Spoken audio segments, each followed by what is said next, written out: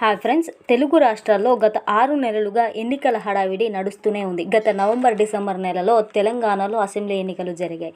ప్రస్తుతం ఆంధ్రప్రదేశ్లో అసెంబ్లీ ఎన్నికలు కూడా నోటిఫికేషన్ వచ్చేసింది. దేశ పార్లమెంట్ ఎన్నికలతో పాటు జరగనున్న 5 రాష్ట్రాల అసెంబ్లీ ఎన్నికల్లో ఆంధ్రప్రదేశ్ ఎన్నికలు కూడా ఉన్నాయి. సాధారణ సమయంలోనే పోటాపోటీగా ఉండే విమర్శలు, ప్రతి విమర్శలు, రాజకీయ కార్యక్రమాలు ఆంధ్రప్రదేశ్ రాష్ట్రంలో రాజకీయం చాలా రంజుగా నడుస్తుంది. అలాంటిది ఇక ఎన్నికలు జరగనున్న ఈ సమయంలో రాష్ట్ర రాజకీయ పరిస్థితులు ఎలా ఉంటాయో అనే ఆసక్తి అందరికీ ఉంది. గతంలో జరిగిన ఎన్నో స్థానిక సంస్థల ఎన్నికలప్పుడే రాష్ట్రంలో ఎన్నో ఉద్రిక్త సంఘటనలు జరిగాయి. ఎన్నికల్లో నామినేషన్ వేసేటప్పుడు కూడా అభ్యర్థులు వెనకాడిన పరిస్థితి.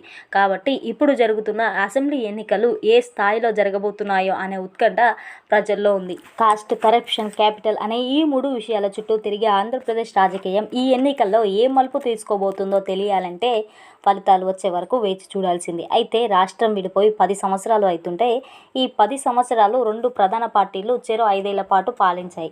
మళ్ళా ఇప్పుడు ఎలక్షన్స్ జరిగే సమయంలో ఈ 2 ప్రధాన పార్టీలే అధికారం కోసం మరలా ఆరాటపడుతున్నాయి.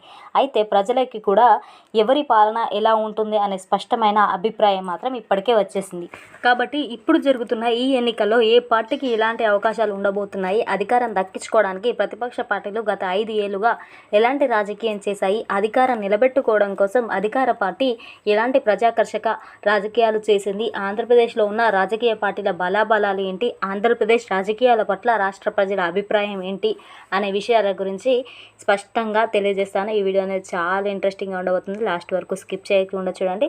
ఇలాంటి మరిన్ని ఇన్ఫర్మేషన్ వీడియోస్ కోసం నా ఛానల్ని సబ్స్క్రైబ్ చేసుకొని నాకు సపోర్ట్ చేస్తారని ఆశిస్తున్నాను. అలాగే మీ అందరికీ ఒక ప్రశ్న, ఈసారి ఎన్నికల్లో గెలుపు ఎవరిది అని మీరు అనుకుంటున్నారో వాళ్ళ నేమ్ కామెంట్ చేయండి. అందరూ ఎదురు చూస్తున్నట్లుగానే ఆంధ్రప్రదేశ్ అసెంబ్లీకి మరియు లోక్సభ ఎన్నికల షెడ్యూల్ అయితే విడుదల చేసింది. అయితే దేశవ్యాప్తంగా ఇప్పటికే ఎన్నికల కోడ్ అమల్లోకి వచ్చింది. అయితే గత కొద్ది కాలంగా సోషల్ మీడియాలో ఏప్రిల్ 19న అసెంబ్లీ ఎన్నికలు జరగబోతున్నట్లు వార్తలు వస్తూనే ఉన్నాయి. అయితే ఎన్నికల షెడ్యూల్ ప్రకటించడానికి కొన్ని రోజుల ముందు కేంద్ర ఎన్నికల కమిషన్ అరుణ్ గోయల్ 2024 మార్చి 9న తన పదవికి రాజీనామా చేయడంతో ఎన్నికల ప్రక్రియ ఆలస్యం అవుతుందనుకున్నారు. కానీ కేంద్రం మాత్రం అరుణ్ గోయల్ రాజీనామా చేసిన 6 రోజుల్లోనే 2 కొత్త ఎలక్షన్ కమిషన్లని నియమించింది. ఈ కొత్త ఎలక్షన్ కమిషనర్లను నియమించిన 3 రోజుల్లోనే 2024 మార్చి 16న chief election commission Rajan Kumar election schedule విడుదల చేశాడు.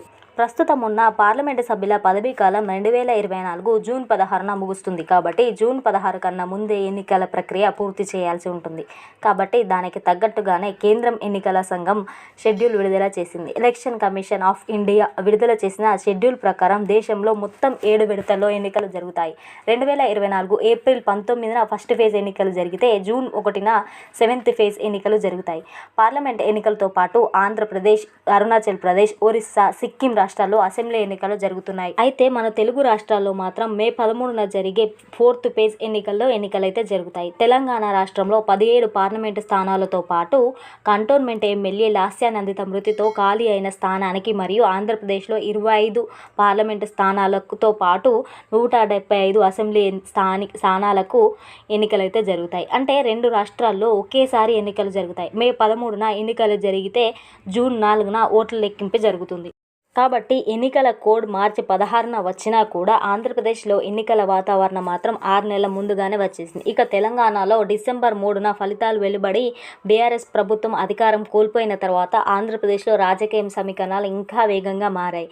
తెలంగాణలో ప్రతిపక్ష పార్టీ కాంగ్రెస్ పార్టీ అధికార పార్టీగా మారడంతో ఆంధ్రప్రదేశ్ ప్రతిపక్ష పార్టీలో కూడా కాస్త కాన్ఫిడెన్స్ అయితే వచ్చేసింది. ఇక అప్పటి అధికార బీఆర్ఎస్ పార్టీ ప్రతిపక్ష పార్టీగా మారడంతో ఆంధ్రప్రదేశ్ అధికార పార్టీ ఇంకాస్త జాగ్రత్తగా వ్యవహరించడం మొదలుపెట్టింది. తెలంగాణలో అసెంబ్లీ ఎన్నికల ఫలితాలకి ఆంధ్రప్రదేశ్లో రాజకీయ సమీకరణాలు మారడానికి ఏంటి సంబంధం అంటే ఖచ్చితంగా సంబంధం ఉంటుంది. తెలంగాణ ఎన్నికల తర్వాత ఆంధ్రప్రదేశ్లో ప్రతిపక్షాలు దూకుడు పెంచాయి. ఇక అధికార పార్టీ ఏమో సిట్టింగ్ ఎమ్మెల్యేల స్థానాల్లో మార్పు చేసింది. మరోవైపు తెలంగాణలో అధికారం దక్కించుకున్న ఉత్సాహంతో కాంగ్రెస్ పార్టీ ఆంధ్రప్రదేశ్లో కూడా తన పూర్వ వైభవం కోసం రాజకీయాలు మొదలుపెట్టింది. కాబట్టి గత 4 నెలలుగా రాష్ట్ర రాజకీయ అధికార పార్టీ ఎత్తులు, ప్రతిపక్షాల పొత్తులు, అధికార పార్టీ సిట్టింగ్ ఎమ్మెల్యేలను మార్చడం, ప్రతిపక్షాల నేతలు ఎమ్మెల్యే టికెట్ల కోసం ప్రయత్నాలు చేయడం, పార్టీ ఫిరాయింపులు, ఆరోపణలు, ప్రత్యారోపణలు, భారీ బహిరంగ సభలు, భారీ ఎత్తున ప్రచారం, సిద్ధమంటే ప్రతిపక్ష పార్టీ బస్సు యాత్ర ప్రకటిస్తే సంసిద్ధమంటూ ప్రతిపక్షాలు సవాళ్లు.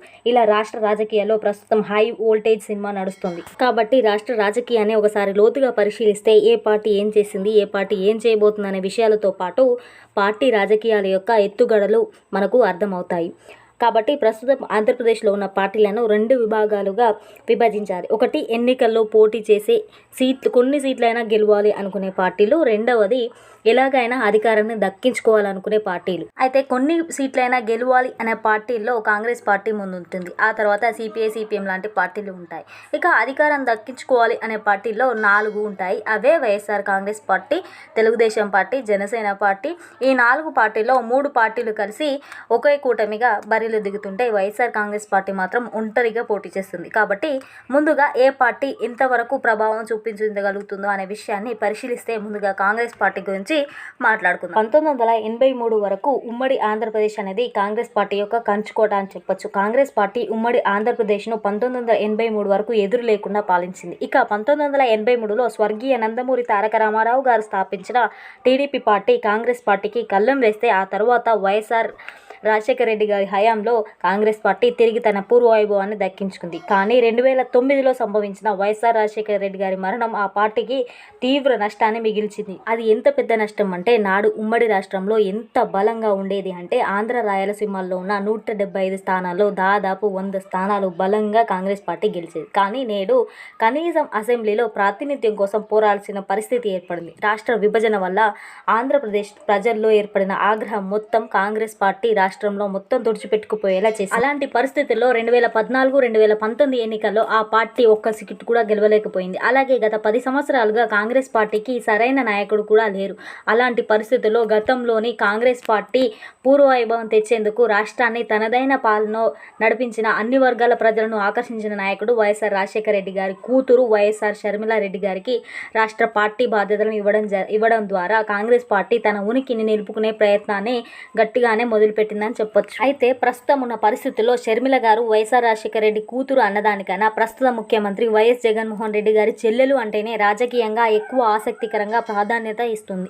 నిజానికి ముఖ్యమంత్రికి సొంత చెల్లెలు వేరే పార్టీలో చేరి అన్నకు వ్యతిరేకంగా ప్రచారం చేయాల్సి వస్తే ఆ పార్టీ గురించి మాట్లాడుకునే వాళ్ళమే కాదు. కాబట్టి కాంగ్రెస్ పార్టీకి అసెంబ్లీలో కానీ ప్రజల్లో కానీ ఎటువంటి ప్రాతినిధ్యం లేకపోయినా ఇప్పుడు ప్రజల్లో కాంగ్రెస్ పార్టీ గురించి మాట్లాడుకోవడానికి కారణం షర్మిల ఆ పార్టీలో చేరడమే. అయితే వైఎస్ షర్మిల గారు తన సొంత రాజకీయ ప్రయోజనాల కోసం తెలంగాణలో వైఎస్ఆర్ తెలంగాణ పార్టీ అనే పేరుతో మొదలుపెట్టారు. షర్మిల గారు 2021 జూలై నుంచి తెలంగాణ ప్రజల్లో ఉంటూ పాదయాత్ర, నిరుద్యోగ సమస్యల మీద ధర్నాలు, పేపర్ లీకులు అయినప్పుడు స్పందించిన తీరు ఇవన్నీ కాస్త ఆమెను ప్రజలకు పరిచయం చేశాయి. అలా తెలంగాణలో ఒక పార్టీ అధినేతగా తనకంటూ ఒక గుర్తింపునైతే సాధించారు. కానీ ఎన్నికల దగ్గర పడే కొద్దీ రాజకీయాల్లో చురుగ్గా లేకుండా పోయారు. అయితే షర్మిల గారు తెలంగాణ ఎన్నికల ముందు కాంగ్రెస్ పార్టీకి మద్దతు ఇస్తున్నట్టు ప్రకటించి పోటీ చేయలేకుండా ఆగిపోయారు. అలాంటి పరిస్థితుల్లో కాంగ్రెస్ పార్టీ నుంచి ఆహ్వానం రావడం, ఆమె ఆ ఆహ్వానాన్ని అంగీకరించి సోనియా గాంధీతో చర్చలు జరపడం, ఆ తర్వాత ఎన్నికలు ముగిశాక వైఎస్ఆర్ తెలంగాణ పార్టీని కాంగ్రెస్ పార్టీలో విలీనం చేయడం ఇవన్నీ చకచకా జరిగిపోయాయి. ఎన్నికల తర్వాత తన పార్టీని విలీనం చేస్తున్నప్పుడు ఆమెకు ఆంధ్రప్రదేశ్ బాధ్యతలు ఇస్తారనే ఊహాగానాలు వచ్చాయి. అందరి ఊహాగానాలు నిజమయ్యేలా కాంగ్రెస్ పార్టీ అప్పటి వరకు ఏపీసీసీ అధ్యక్షుడుగా ఉన్నటువంటి జిడుగు రుద్రరాజుని రాజీనామా చేయించి 2024 జనవరిలో ఆంధ్రప్రదేశ్ రాష్ట్ర అధ్యక్షురాలిగా షర్మిలనైతే నియమించడం జరిగింది. అయితే షర్మిల గారు ప్రస్తుత ఆంధ్ర రాష్ట్ర ముఖ్యమంత్రి సొంత చెల్లెలు అయి ఉండి ఇలా వేరే పార్టీలో విలీనం చేయడం వల్ల అధికార పార్టీకి కొంత విమర్శలైతే లోనైంది. నిజానికి షర్మిల గారు జగన్మోహన్ రెడ్డి గారి చెల్లెలు కాకుండా ఉంటే ఆమెకి అంత హైప్ వచ్చేదే కాదు. ఇక జగన్మోహన్ రెడ్డి గారితో సమానమైన వ్యక్తిని రంగంలోకి దింపాం అని కాంగ్రెస్ పార్టీ మంచి ఎత్తుగడే వేసింది. కానీ ఆంధ్రప్రదేశ్ ప్రజలు మాత్రం ఇంకా కాంగ్రెస్ పార్టీ మీద నమ్మకం అయితే రాలేదని చెప్తున్నారు. అయితే కాంగ్రెస్ పార్టీ లక్ష్యం మాత్రం ఈ ఎన్నికల్లో అధికారం దక్కించుకోవడం కాదు. ఎందుకంటే వారికి కూడా ఆంధ్రప్రదేశ్ రాజకీయం మీద ఒక స్పష్టమైన అవగాహన ఉంది. కాబట్టి ఈ ఎన్నికల్లో 12% ఓట్లను లేదా 10 నుంచి 15 అసెంబ్లీ సీట్లను సాధించి ప్రజల్లో తిరిగి తన ప్రస్తావాన్ని వినిపించాలి అనేది కాంగ్రెస్ పార్టీ యొక్క వ్యూహం. అయితే ఆంధ్రప్రదేశ్ కాంగ్రెస్ పార్టీ అధ్యక్షురాలిగా షర్మిల గారు చేస్తున్న రాజకీయ ప్రయత్నాలను చూస్తుంటే ఆమె కాంగ్రెస్ పార్టీ బాధ్యతలను స్వీకరించిన తర్వాత అధికార వైఎస్ఆర్సీపీ పార్టీ అసంతృప్త నాయకులు కాంగ్రెస్ పార్టీ ఒక ప్రత్యామ్నాయ వేదిక అవుతుందని అనుకున్నట్టే మంగళగిరి ఎమ్మెల్యే ఆళ్ల రామకృష్ణారెడ్డి గారు కూడా కాంగ్రెస్ పార్టీలో చేరడం ఇవన్నీ జరిగాయి. దాంతోపాటు షర్మిల గారు కాంగ్రెస్ పార్టీ బాధ్యతలు తీసుకోవడంతో రాష్ట్రంలో ఓట్ల చీలిక జరుగుతుందని పొత్తు ప్రణాళికలు సిద్ధం చేసుకున్న జనసేన, టీడీపీలు కూడా ఒక్కసారిగా ఉలిక్కిపడ్డాయి. ఎక్కడ ప్రభుత్వం ఓట్లు చీలుతుందో అనే సందేహాలు వ్యక్తమయ్యాయి. అదే సమయంలో ప్రస్తుతం వైఎస్ఆర్ కాంగ్రెస్ పార్టీలో అత్యధిక ఓట్ బ్యాంక్ అంతా గతంలో కాంగ్రెస్ పార్టీకి చెందినదే కాబట్టి కాంగ్రెస్ పార్టీ షర్మిల వంటి వారికి బాధ్యతలు అప్పగిస్తే ఎక్కడ వైఎస్ఆర్ కాంగ్రెస్ పార్టీ ఓట్ బ్యాంక్కు నష్టం కలుగుతుందో అనే అభిప్రాయాలు కూడా వ్యక్తమవుతున్నాయి. ఏం జరుగుతుందో తెలియదు కానీ కాంగ్రెస్ పార్టీ అనుకున్నంత నాయకుల్ని ఆకర్షించలేకపోయింది. ప్రజల్లో కూడా అనుకూలంగా వెళ్ళలేకపోయింది. షర్మిల గారు మినహా ఆ పార్టీలో చెప్పుకోదగ్గ నాయకులు ఎవ్వరూ లేరు. ఎన్నికలు వచ్చినా కూడా షర్మిల గారు ఎక్కడి నుండి పోటీ చేస్తున్నారే అనేది ఇంకా స్పష్టత ఇవ్వలేదు. కాంగ్రెస్ పార్టీలో చేరిన ఆళ్ల రామకృష్ణారెడ్డి గారు కూడా తిరిగి వైఎస్ఆర్ కాంగ్రెస్ పార్టీలోకి వచ్చేశారు. అధికార పార్టీలో కానీ ప్రతిపక్ష పార్టీలో కానీ అసంతృప్త నాయకులు ఎవరు కాంగ్రెస్లో చేరాలి అనుకోవటం లేదు. ఇదే ఆంధ్రప్రదేశ్ రాజకీయాల్లో కాంగ్రెస్ పార్టీ వెనుకబడుతుంది అనడానికి ఉదాహరణ. కాబట్టి కాంగ్రెస్ పార్టీ అనుకున్న లక్ష్యాన్ని చేరుకుంటుందో లేదో తెలియదు కానీ షర్మిల గారు తన సొంత అన్నను ఉద్దేశించి చేస్తున్న విమర్శలు మాత్రం ప్రతిపక్షాలకి బాగా ఉపయోగపడుతున్నాయి. షర్మిల గారు చేసిన ప్రతి విమర్శ ఇతర పార్టీలకు ఉపయోగపడినంతగా కాంగ్రెస్ పార్టీకి ఉపయోగపడటం లేదు. అయితే ఒక నాయకురాలిగా పార్టీని గెలిపించలేకపోయినా స్వయంగా షర్మిల గారు గెలవాల్సిన అవసరం ఎంతైనా ఉంది. కాబట్టి ఈ ఎన్నికల్లో షర్మిల గారు గెలిచి ఆంధ్రప్రదేశ్ అసెంబ్లీలో అడుగు పెడతారో లేదో అనేది ఆసక్తికరమైన అంశం. ఇక రాష్ట్రంలో కనీసం 1-2 చోట్లైనా గెలవాలి అనుకునే పార్టీలు కమ్యూనిస్టు పార్టీలు.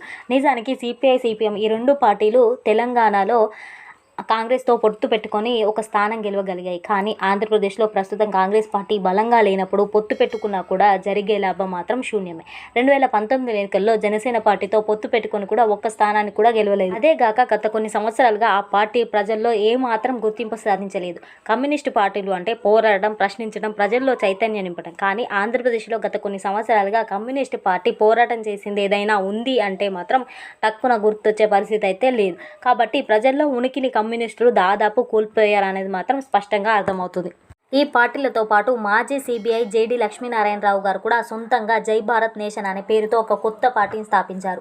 పార్టీ విధి విధానాలు ప్రకటించినప్పటికీ ఎన్నికల్లో పోటీ చేస్తారా లేదా, చేస్తే ఎన్ని స్థానాల్లో చేస్తారో అనే విషయాన్ని ఇప్పటి వరకు ప్రకటించలేదు. ఇక 2 తెలుగు రాష్ట్రాల్లో ఎన్నికలు ఎక్కడ జరిగినా కూడా హడావిడి చేసే వ్యక్తి కేఏ పాల్ గారు. కేఏ పాల్ గారు కూడా ఇంకా ప్రజలకు ఒక సీనియర్ పొలిటికల్ లీడర్గా కనిపించడం లేదా అనేది స్పష్టం. కాబట్టి ఈ ఎన్నికల్లో జై భారత్ నేషన్ పార్టీ మరియు ప్రజాశాంతి పార్టీలు ఏమాత్రం పోటీలో ఉండేలేవు అని మాత్రం స్పష్టత ఉంది. నిజానికి ఇప్పటి వరకు చెప్పుకున్న ప్రతి పార్టీ ఆంధ్ర రాజకీయాల్లో ప్రధానమైన పార్టీలు YSR Congress party, TDP party, Janasena party, BJP పార్టీలు. ఈ పార్టీల మధ్య ఆసక్తికరమైన రాజకీయాల్లో ఏమాత్రం వాటి ప్రభావాన్ని చూపలేకపోతున్నాయి. అందుకే ఆయా పార్టీలు ప్రజల్లోకి అంతగా వెళ్ళలేకపోతున్నాయి. ప్రధాన పార్టీల మధ్య జరుగుతున్న అంశాలు మీడియాలో రావడంతో ప్రజల్లోకి వెళ్ళగలుగుతున్నాయి, ప్రజలు గమనించగలుగుతున్నారు. దాంతో ఆంధ్రప్రదేశ్లో కాంగ్రెస్ పార్టీ మినహా చిన్న చిన్న పార్టీలకు ఏవి కూడా గుర్తింపు లేకుండా పోయింది. కాబట్టి ఈ ఎన్నికల్లో ఈ పార్టీల ప్రభావం ప్రజల మీద అంతలా ఉండకపోవచ్చు. ఇక ప్రధాన పార్టీల రాజకీయాన్ని పార్టీ నాయకులు మధ్య జరిగే విమర్శలు, ప్రతి విమర్శలు, సవాళ్ళు, ప్రతి సవాళ్ళు ఇవన్నీ గమనిస్తే ఆంధ్రప్రదేశ్ రాజకీయం రసభరితమైన ఒక సినిమాకు ఏమాత్రం తీసిపోదు. కాబట్టి అధికారాన్ని దక్కించుకోవడమే లక్ష్యంగా రాజకీయాలు చేస్తున్న ప్రధాన పార్టీలు 4. అందులో ఫస్ట్ వచ్చేసి వైఎస్ఆర్ కాంగ్రెస్ పార్టీ, 2 ప్రతిపక్ష TDP party, 3 Janasena party, 4 BJP party. ఈ 4 ప్రధాన పార్టీలో ఏ పార్టీ దమ్మెంత అనేది ఇప్పుడు చూద్దాం. ఏ పార్టీ దమ్మెంత అనేది తెలుసుకునే ముందు ఈ వీడియో లెంత్ ఎక్కువ అవడంతో ఈ వీడియోని ఇక్కడికే ఆపేయడం జరుగుతుంది. నెక్స్ట్ ఏ పార్టీ యొక్క దమ్మెంత అనేది ఆ 4 పార్టీల గురించి నెక్స్ట్ వీడియోలో తెలుసుకుందాం. ఈ వీడియో ఎలా అనిపించిందో కామెంట్ చేయండి. ఈ ఎన్నికల్లో ఏ పార్టీ గెలుస్తుంది అని మీరు అనుకుంటున్నారో కామెంట్ చేయండి. వీడియో నచ్చితే లైక్ చేయండి, షేర్ చేయండి. ఇలాంటి మరిన్ని ఇన్ఫర్మేషన్ వీడియోస్ కోసం నా ఛానల్ సబ్స్క్రైబ్ చేసుకొని నాకు సపోర్ట్ చేస్తారని ఆశిస్తున్నాను. Thanks for watching this video. Thank you all.